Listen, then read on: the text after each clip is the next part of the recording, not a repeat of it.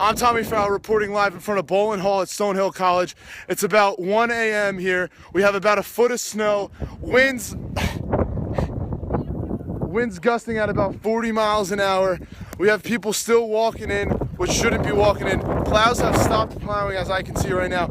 And the wind and the snow accumulation is just getting more difficult.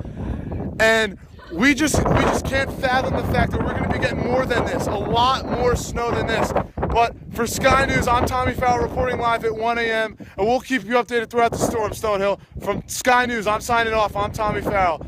Be safe and stay warm. Have a good night.